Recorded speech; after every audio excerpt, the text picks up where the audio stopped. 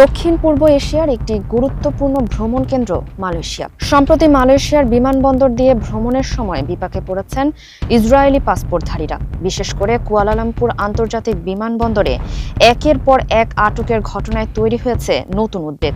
সাম্প্রতিক তথ্য অনুযায়ী গত কয়েক মাসে অন্তত ৮ জন ইসরায়েলি নাগরিককে এই বিমানবন্দরে আটক করা হয়েছে।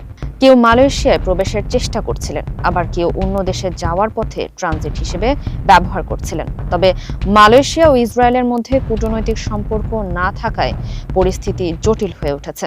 ফিলিপাইনগামী একটি ফ্লাইটে ট্রানজিটের সময় ৪ জন ইসরায়েলি তরুণ তরুণীকে আটক করা হয়। তারা জানান, যাত্রার আগে অনলাইনে নিরাপত্তা যাচাই করেছিলেন, কিন্তু বাস্তব পরিস্থিতি ছিল ভিন্ন। শেষ পর্যন্ত তারা যাত্রা বাতিল করে ফিরে যাওয়ার সিদ্ধান্ত নেন।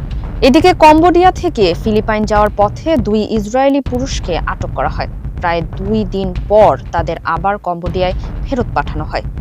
এসব ঘটনায় সাধারণত ২৪ থেকে ৪৮ ঘন্টা পর্যন্ত আটক করে রাখা হলেও কখনো কখনো সময় আরও দীর্ঘ হচ্ছে, বিশেষ করে যখন অন্য দেশ প্রবেশের অনুমতি না দেয়। এই পরিস্থিতিতে সিঙ্গাপুরে অবস্থিত ইসরায়েলি দূতাবাস হস্তক্ষেপ করে কিছু নাগরিককে মুক্ত করতে সক্ষম হয়েছে।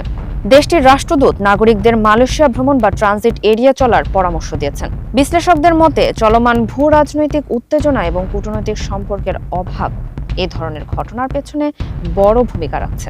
ফলে আন্তর্জাতিক ভ্রমণে নতুন করে সতর্কতা ও অনিশ্চয়তা তৈরি হয়েছে। ফারিহা আহমেদ, মানবকণ্ঠ।